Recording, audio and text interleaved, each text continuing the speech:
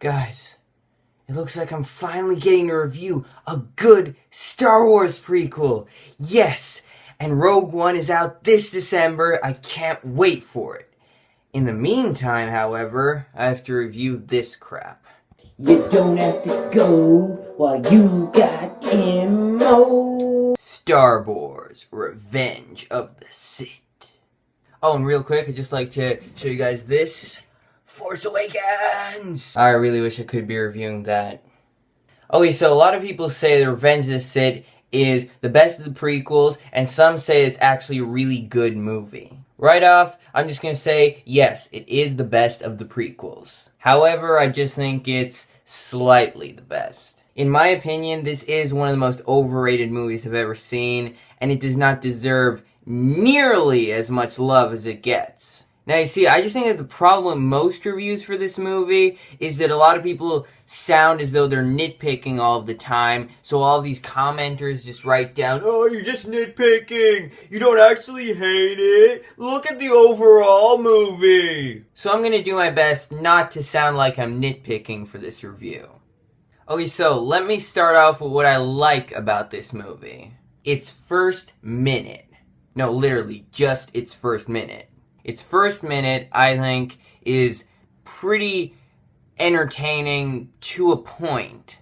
By that I mean it's like mildly entertaining. It's not something that's gonna excite you all the time and stuff. It just might excite you here and there. Because it's like really unfocused all the time and it's kind of hard to tell what's going on. Plus the CGI is pretty dated. But I do feel that it is a genuinely well shot action sequence. At least in my opinion. Some people say it's not, that's fine. But compared to the other action sequences in the trilogy, I think it is pretty well shot. Of course though, that does probably have something to do with the fact that it's just one shot.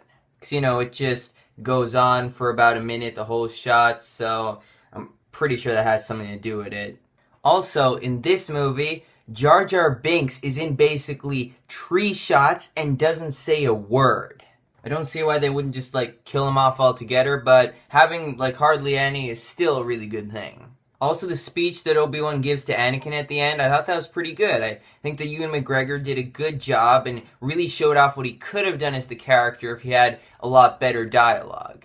Also, there's a great shot where Anakin and Padme look out the window and there's all the music playing. It's really dark and stuff, and I think that's a pretty done sequence, even if it is pretty short. So that's basically 2 minutes of stuff I like altogether. I also like Ian McDiarmid as the Emperor. Of course, here he's not really called the Emperor until the end, but you get what I mean. I mean, he's not perfect in this movie. I mean, sometimes he does sound a little dull, and sometimes he's way too over the top. No, you shall die. And I go back to the only good, consistent thing throughout the prequels. The music.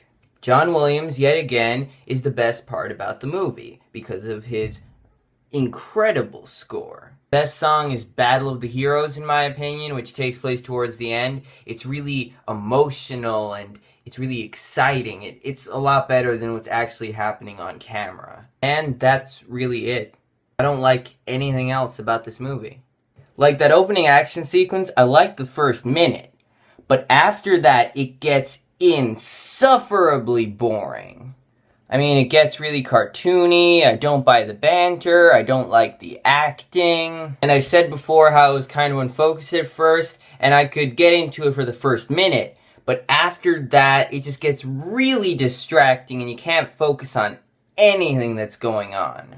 Plus, it's poorly shot, which is one of my biggest problems with the action scenes in the prequels. When they actually get on the ship, there are only droids there, so there's no actual emotional thing happening.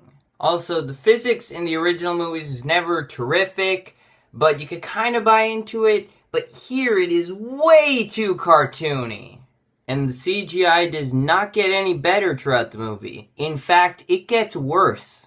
This is actually the least expensive of all the prequels, but it certainly does have the most special effects, at least in my opinion. It's also the most excessive of all of the prequels. There is way too much going on in basically every single scene.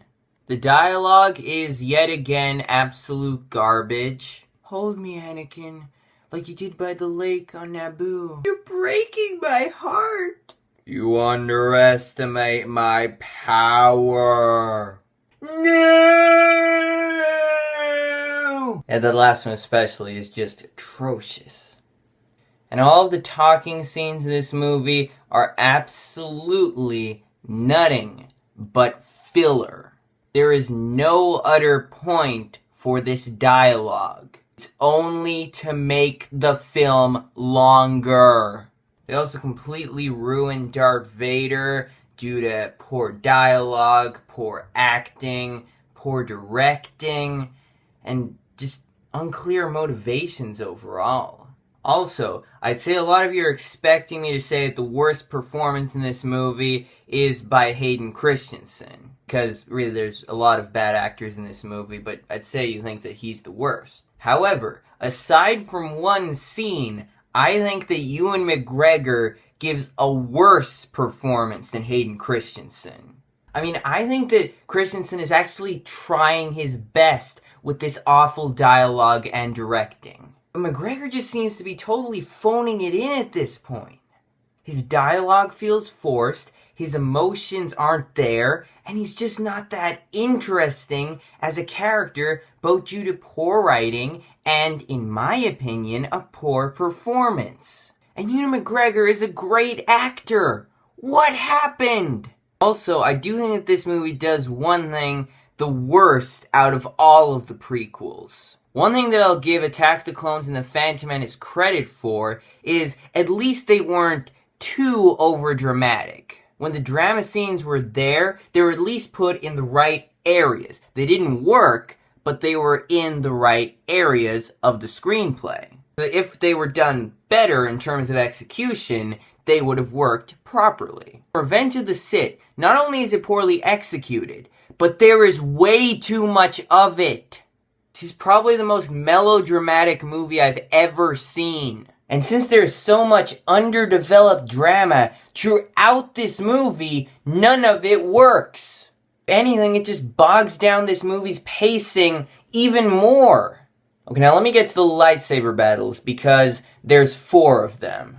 The first one between Count Dooku and Obi-Wan and Anakin, it's not terrific, and it's not really that good overall, but I like that they're doing it a lot smaller compared to all of that really big, over-choreographed stuff. I mean, this is still pretty over-choreographed, but they're at least toning it down a little, so it's not a completely terrible fight. Obi-Wan versus General Grievous has 0 emotion and is incredibly over the top to the point of absurdity.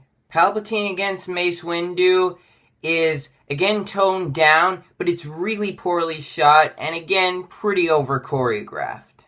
The fight between Anakin and Obi-Wan at the end, it doesn't start out terrible. I mean, yes, it's completely over-choreographed, and it has all of this glow stick action with the lightsabers, but I think they're actually trying here. It could have gone well. But then it just goes on forever and ever and just doesn't stop. Until about, at most halfway through, you are bored out of your mind. Well, at the same time, Yoda is fighting Palpatine, which, again, is really over-choreographed. Way too much CGI, too many flips, not really that exciting either. And it's just really poorly shot again. Yeah, I don't really like the lightsaber fights in this movie. I didn't like the lightsaber fights in the past 2, but at least they only had 1 in each of them. I suppose you could argue there were a few moments in there, but they weren't really big or anything, and they weren't really noticeable. But there is way too much lightsaber battles here that the ending one just doesn't have any emotion. Plus, in terms of the way it's done. Also, this is the first ever PG-13 Star Wars, or 12s where I am at the moment. Expect it to be really dark and really gritty and it to have a lot of violence in there. And it does, for about 2 minutes. Seriously, cut out 2 minutes from this movie, it would not have a 12s or a PG-13 rating. Why would you even have it in there if it's like just a small little thing that makes it like that? The PG-13 rating was a gimmick to get more people to watch it. Considering it made more money than Attack of the Clones, I feel like that gimmick worked, unfortunately. Then we get to the ending where everything's just jammed into where it needs to be for the original Star Wars, and most of it makes zero sense whatsoever. I mean, I'd say George Lucas was all like, yeah, okay, so this is where everything goes, so just be sure to put it all in there. And then everybody else was all like, but George, this doesn't fit in, it doesn't make any sense, it just kind of seems to be thrown in there. Look, I'm George Lucas, I can do what I want, so shut up! Yeah, it just makes zero sense. So overall, and this might shock some people, I'm gonna give this movie a 2 out of 10. A highly overrated movie, not even close to Star Wars.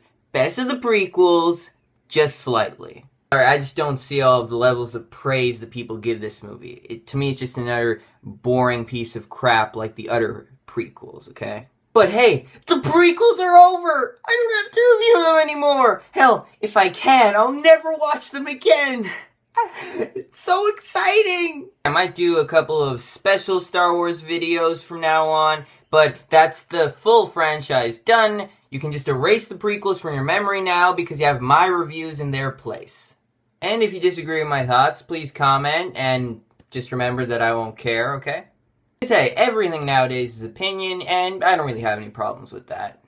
So, if you like this video, please subscribe and join the Tim Army.